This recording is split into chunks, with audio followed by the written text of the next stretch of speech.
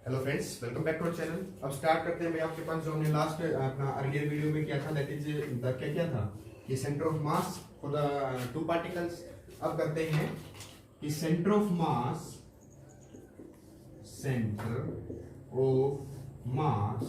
Of N particles. क्या आपके पास अब क्या हो कि एन पार्टिकल्स अगर वहां पे होंगे तो उनका सेंटर ऑफ मास कैसे निकालूंगा। जैसे हमने किया था पहले अर्लियर वीडियो में, क्या बताया था कि टू पॉइंट के लिए निकाला था। अब वहां से जो हमने रिजल्टेंट निकाला था, तो रिजल्टेंट हमारे पास आया था R इज इक्वल टू में दैट इज M1R1 प्लस में M2R2 divided by M1 plus M2। ठीक है, फिर हमने इसके स्पेशल केस किए थे, तो हमने ये निकाला था centre of mass of the two particles के लिए। अब मैं यहाँ पे क्या कर रहा हूँ कि n पार्टिकल्स के लिए निकालता हूँ। तो सपोज करता हूँ, सपोज क्या करना है, तो n पार्टिकल्स के लिए निकालता हूँ तो क्या करूंगा, then R is equal to में अब यहाँ पे M1 M2 और अब ये कहां पे चलता चला जाएगा, कहने का मतलब मैं इसको लिख सकता हूँ दैट इज M1R1 प्लस में M2R2 प्लस में अप टू प्लस में MNRN लिख सकता हूँ, कितना भी n पार्टिकल्स के लिए, डिवाइडेड बाय यहाँ पे करूं that is M1 plus M2 plus up to MN, जितना भी मासेस यहाँ पे होंगे इसको इस तरीके से लिख सकता हूँ भाई, कोई प्रॉब्लम नहीं है। ठीक है, अब यहाँ पे इसको क्या लिख सकता हूँ, यहाँ पे लिख सकता हूँ that R is equal to में, अब एक ग्रीक लेटर होता है दैट इज जिसको बोलते हैं सिग्मा। यहाँ से I की वैल्यू पुट करता हूँ 1 से लेके I की वैल्यू पुट की मैंने N तक। अब मैं यहाँ पे क्या करता हूँ, M1 की बजाय मैं पुट कर लेता हूँ दैट इज MI। अब MI का मतलब क्या हुआ कि 1 से लेके और I की वैल्यू कहां तक, N तक जा सकता हूँ। ऐसे ही मेरे पास RI, ठीक है, R भी 1 से लेके N तक, डिवाइडेड बाई आपके पास हो जाएगा समेशन ऑफ 1 से लेके N तक दैट इज MI। क्लियर है भाई, क्योंकि मेरे पास यहाँ पे भी ये हो गया। अब यहाँ पे इस M का मतलब, अब मैं कहूं कि M1 plus M2 plus MN मान लो स्मॉल छोटे छोटे पार्टिकल हो, तो कहने का मतलब इस टोटल टर्म को क्या लिख सकता हूं, इस टोटल टर्म को लिख सकता हूं कैपिटल M, कि जो सारा जोड़ आएगा वो क्या होगा, एक टोटल मास ही तो होगा, तो यहाँ पे लिख सकता हूं। तो मैं इस इक्वेशन को लिखता हूं रीराइट करके दैट इज समेशन 1 से लेके N तक that is MI RI divided by एक टोटल मास आपके पास आ गया दैट इज M।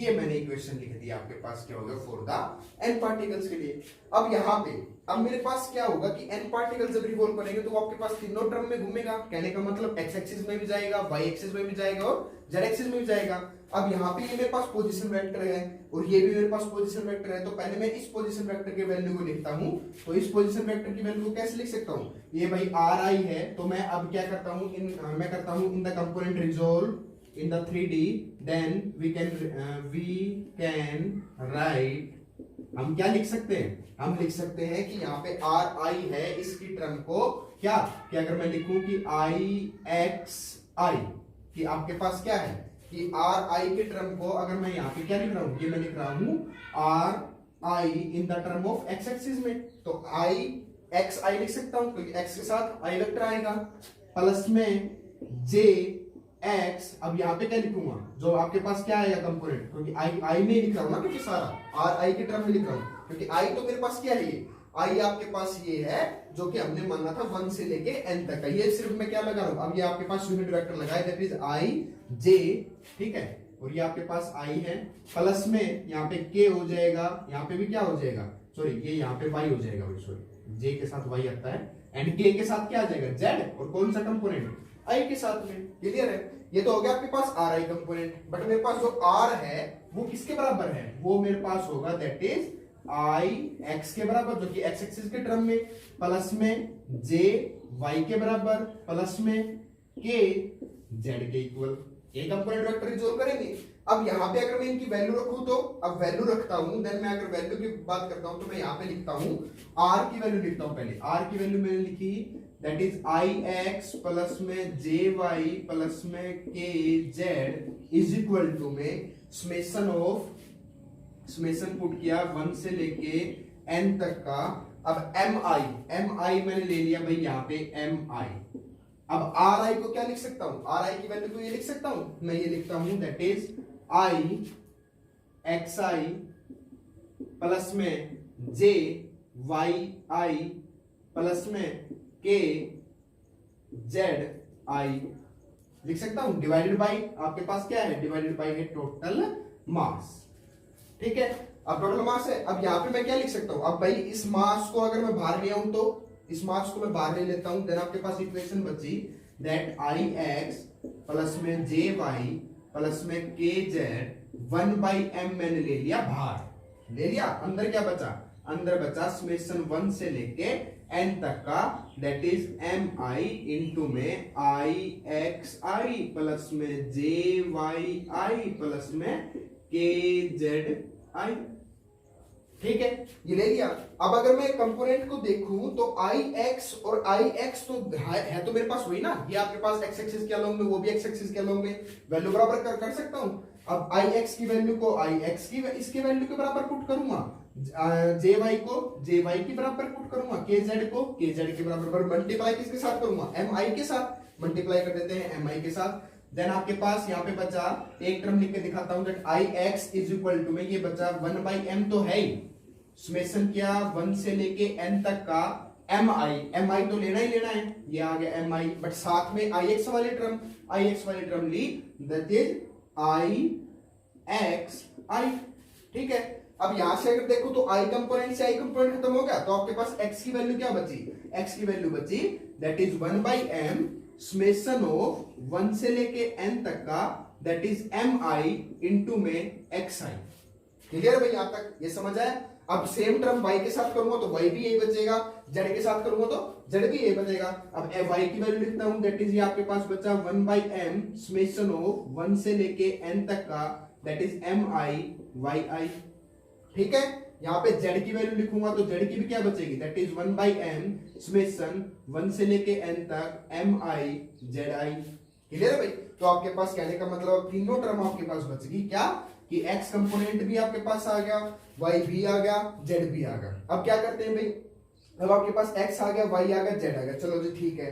बट मैं क्या करता हूं कि एक्स आई के अगर मैं टर्म को एक स्मॉल क्वांटिटी में अगर कन्वर्ट कर देता हूं, सपोज कर लेता हूं कि आपका स्मॉल क्वांटिटी डेल एक्स के टर्म में कन्वर्ट कर देता हूं, तो डेल एक्स को is X is equal to, ये आपके पास बच गया 1/m, एक्स की वैल्यू आ गई, y आ गया, z आ गया। ठीक है, अब यहां से क्या करता हूं, अब मैं क्या करता हूं कि एक सपोज करते हैं कि चार्ज डिस्ट्रीब्यूशन ऑफ मास करते हैं, कि चार्ज डिस्ट्रीब्यूशन ऑफ मासेस। अब मासेस का क्या करता हूं, एक चार्ज डिस्ट्रीब्यूशन करता हूं, तो मासेस का अगर चार्ज डिस्ट्रीब्यूशन करता हूं तो उसके अकॉर्डिंग क्या हो जाएगा, जो मेरे पास m है वो एक स्मॉल क्वांटिटी जिसको मैं मान लेता हूं डेल m और डेल m की टर्म।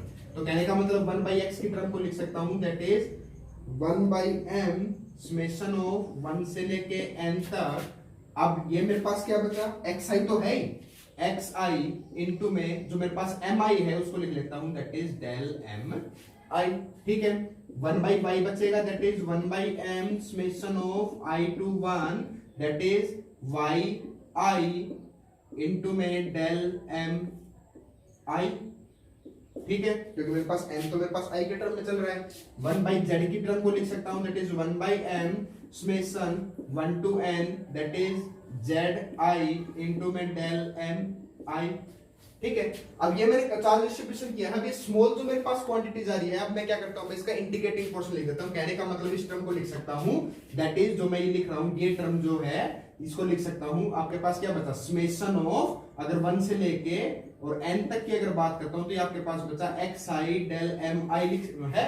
इसको इंटीग्रेटिंग पोर्शन में लिखता हूं तो आपके पास क्या करूंगा कि इंटीग्रेटिंग पोर्शन किया किसके साथ में, x और डेल m को मैंने लिख दिया, दैट इज dm। ठीक है, i की वैल्यू अब मेरे पास कंटिन्यू चलता चला जाएगा। वही चीज अगर मैं i की वैल्यू n से यहां पे लिखता हूं क्या, y i डेल mi लिखता हूं, तो सेम वही चीज integrated portion of y into में dm हो गया। ठीक है, अब सेम वही चीज z के लिए लिखता हूं, तो z के लिए लिखूंगा तो ये आपके पास बच गया z i डेल mi, तो ये आपके पास क्या बचा, z dm। ठीक है, तो अब इस इक्वेशन को, अब ये जो आपके पास इक्वेशन बची, अब क्या रिलेट क्या कर सकता हूं, अब 1/x आपके पास जो टर्म आई, that is 1/x is equal to मैं जानता हूं कि 1/m इनटू में, अब समेशन की जरूरत नहीं है, बट मैं समेशन की वैल्यू तो लिख रहा हूं क्या, integrating portion of x dm, तो यहां पे मैं लिख रहा हूं that is integrating portion of x dm। अगर y की वैल्यू लिखूंगा तो 1/m integrating portion of y dm। अगर 1/z की वैल्यू लिखूंगा तो, सॉरी ये 1/x नहीं भाई, x ही ऐसे लिखिए, 1 की टर्म में नहीं लिख रहा, एक्स वाई एंड जेड की टर्म में लिखूंगा that is 1/m integrating portion of Z D M. ठीक है, तो इक्वेशन अब मैं क्या करूं भाई, अब आपके पास जो आर की, अब इस इक्वेशन से आ जाओ, आर जो मेरे पास है, मैं सारों का समेशन कर देता हूं, जो कि आपके पास क्वांटिटी बन रही है। अब सारा आपके पास समेशन करूंगा तो ये बचेगा, कहने का मतलब आर ये आपके पास ये है, एक्स आई जो एक्स आई डेल एक्स आई लिख रहे थे वो ये है आपके पास। तो कहने का मतलब मैं क्या कर सकता हूँ, और तीनों टर्म को अगर मैं जोड़ के लिखता हूँ, कहने का मतलब एक्स प्लस वाई प्लस में जेड अगर कंपोनेंट को जोड़ता हूं तो आपके पास क्या हो जाएगा, 1/m तो सारे में से कॉमन आउट आ जाएगा, और साथ में क्या बचेगा, साथ में बचेगा integrating portion of X DM plus में integrating portion of Y DM plus में integrating portion of Z D M, ये बचेगा। अगर ये क्वांटिटी कहीं मैच करता हूं तो ये क्वांटिटी मैच आपके पास इस टर्म से होती है। ठीक है, इसका मतलब क्या हुआ कि ये तो आपके पास जो एक्स वाई जेड लिए थे, जो स्मॉल कंपोनेंट वेक्टर लिए थे, वो मैंने क्या लिए थे, आर लिए थे। जो कैपिटल एक्स वाई जेड लिए थे वो क्या लिए थे, capital R. Then R is equal to में 1/m इंटीग्रेटिंग पोर्शन। अब अगर मैं एक्स डीएम का अगर मैं ये करता हूं तो आपके पास क्या बचा, तो मैं लिख सकता हूं क्या, integrating portion of R D M. तो ये आपके पास बचा है, दैट इज द आपके पास centre of mass of N particles. अब ये जो आर है ये आपके पास है X D X Y Z है, और डीएम में कंपोनेंट ले रहा हूं, तो ये जो आपके पास बचा है that is R D M. तो ये आपके पास बचा है that is the centre of mass of the N particles. Clear है। अब अगर यहीं से ये चीज कर दी जाए क्या, कि अगर आपके पास ये जो क्वांटिटी है, जो आर क्वांटिटी है, ये अगर आपके पास जीरो कर दिया जाए, कहने का मतलब जो आपके पास रिजल्टेंट है, अगर आर की वैल्यू को मैं क्या कर दूं, जीरो कर दूं, तो m इधर मल्टीप्लाई हो जाएगा तो ये भी जीरो, तो ये आपके पास बच गया that is zero is equal to में integrating portion of R D M. अब r की वैल्यू क्या है, X D M Y D M और जेड डी एम। इसका मतलब सारे क्या होंगे, इसका मतलब सारे होंगे दैट इज, इसको लिख सकता हूं, ये क्वांटिटी बची, इसको लिख सकता हूं क्या, कि आपके पास X D M is equal to में Y D M is equal to में Z D M is equal to में क्या हो जाएगा, जीरो। अगर आपके पास जो आर, जो आपके पास रिजल्टेंट वेक्टर आता है, क्योंकि भाई क्या करते हैं हम, ये करते थे, ये लिया x डायरेक्शन में, ये लिया y डायरेक्शन में, ये लिया z डायरेक्शन में, दो क्वांटिटीज मैंने मानी थी। ठीक है, उनके बीच का ये मैंने कोई रिजल्टेंट लिया था दैट इज r। अब यहां से ये मैंने दो पॉइंट लिए थे a और b। ठीक है, अगर मैं यहाँ पे अब ये n पार्टिकल्स तक की अगर मैं बात करता हूं तो n पार्टिकल्स तक का भी रिजल्टेंट तो यही रहेगा। अगर ये रिजल्टेंट अगर जीरो आ गया इस क्वांटिटी पे, अगर रिजल्टेंट जीरो आ गया तो सारा आपके पास क्वांटिटी, जो भी क्वांटिटी है वो आपके पास क्या हो जाएगी, जीरो। बट जब टू पार्टिकल्स के लिए बात करता था तो आपके पास r अगर जीरो करता था तो क्या बनता था, तो आपके पास बचता था क्या, कि अगर ये मेरे पास जीरो कर दिया तो ये सारा जीरो, तो m1 r1 is equal to में माइनस का m2 r2, जो कि हम position vector of the second निकाल देते हैं। इसका मतलब दोनों अपोजिट डायरेक्शन में, एक पॉजिटिव डायरेक्शन और एक नेगेटिव डायरेक्शन में आपके पास क्रिएट करता है। तो ये आपके पास भैया मैंने बताया जो अर्लियर वीडियोस में कराया था that is the centre of mass of the two particles. इस वीडियो में कराया है कि centre of mass of the N particles की, एन पार्टिकल्स की अगर आपके पास उसका सेंटर ऑफ मास निकालना है तो कैसे निकालेंगे किसी भी रिजिड बॉडी का। क्लियर है, ठीक है।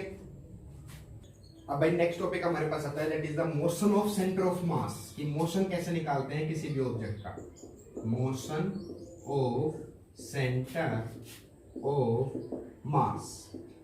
ठीक है, अब मोशन कैसे निकालते हैं, अब सबसे पहले तो भाई मोशन आपके पास क्या होगा, किसी भी ऑब्जेक्ट को आप क्या करेंगे, पहले आपके पास कोई डिस्प्लेसमेंट होगा, उस डिस्प्लेसमेंट को वेलोसिटी में चेंज करोगे, तो वेलोसिटी चेंज होगी तो आपके पास क्या आएगा, उसका एक्सेलरेशन आएगा, एक्सेलरेशन आएगा तो क्या निकलेगा, फोर्स निकलेगा।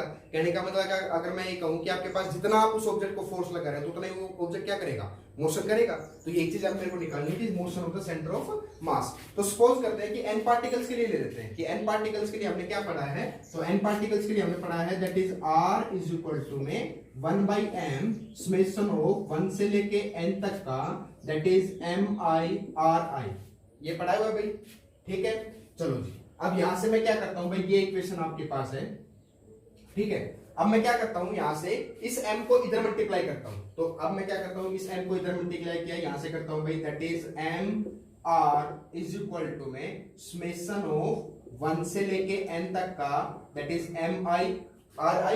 क्लियर है। अब यहां से अगर इस mi/ri की वैल्यू, i की वैल्यू, n तक की वैल्यू पुट करता हूं, देन आपके पास कर लेता हूं that is mr is equal to में m1r1 प्लस में m2r2 प्लस में अप टू कहां तक, mnrn तक। यही चीज है भाई, ठीक है। एम आर की वैल्यू कि m1r1 प्लस m2r2 प्लस में ये हो गया आपके पास। चलो जी, अब आपके पास कुछ नहीं है, एक इक्वेशन बनी है। अब क्या करता हूं कि डिफरेंशिएट, अब डिफरेंशिएट करने के अलावा मैं कुछ नहीं कर सकता। Differentiate equation first with respect to time. अब मैं क्या करता हूं कि आपके पास जो ये है इक्वेशन फर्स्ट को, इसको डिफरेंशिएट कर देता हूं विद रिस्पेक्ट टू टाइम। अब विद रिस्पेक्ट टू टाइम करने के बाद then m dr/dt is equal to में m1 dr1 अपॉन में dt प्लस में m2 dr2 अपॉन में dt up to mn drn upon में dt।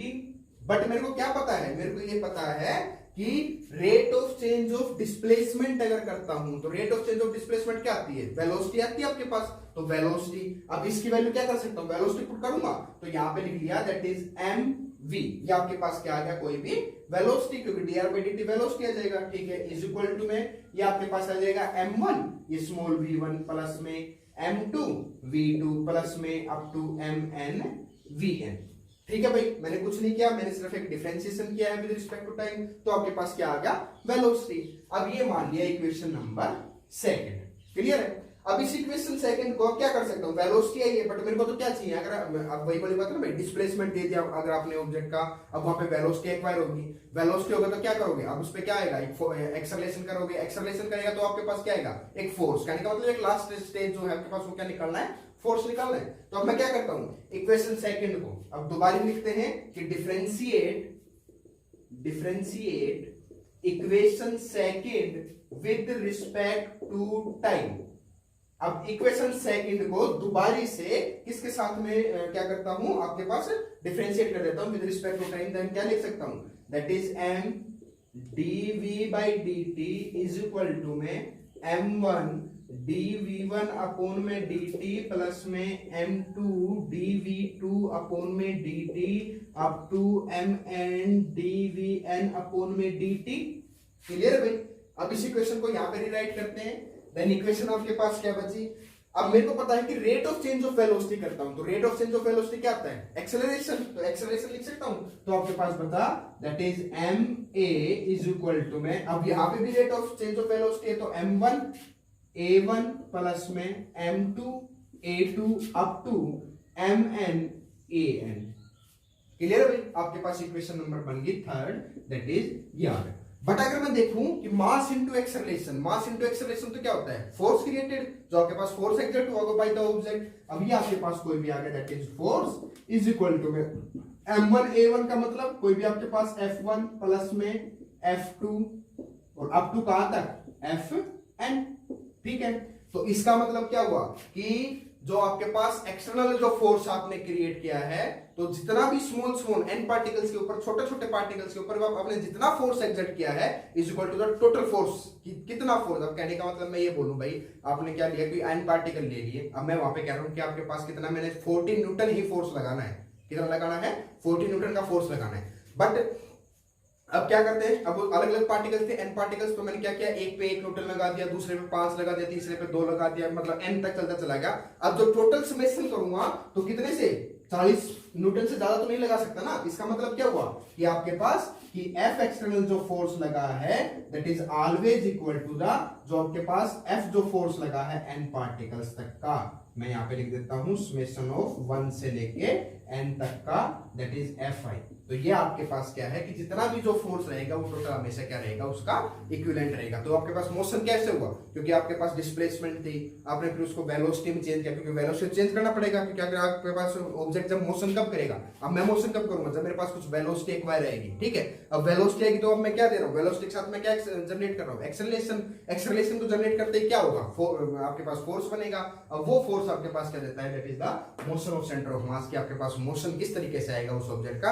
Hence in this video we clear the two topics, that is the center of mass of the n particles, कि n particles का center of mass कैसे निकालेंगे, and second thing is the center of equation of motion of center of mass, कि motion कैसे करेगा object के बीच में।